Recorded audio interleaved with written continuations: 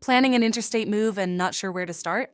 Moving across state lines is a bigger process than a local move, but with the right preparation, it does not have to feel overwhelming.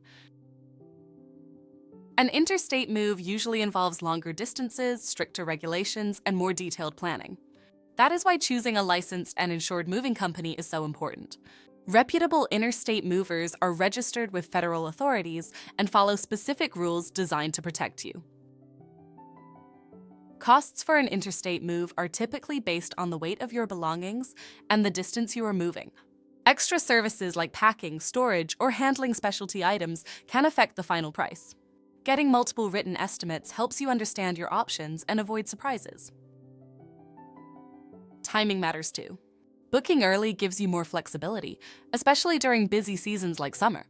Decluttering before you pack can also help reduce weight and lower costs. Paperwork is another key part of an interstate move. Make sure you review contracts carefully, understand delivery windows, and keep important documents with you. An interstate move takes planning, but knowing what to expect makes the process much smoother.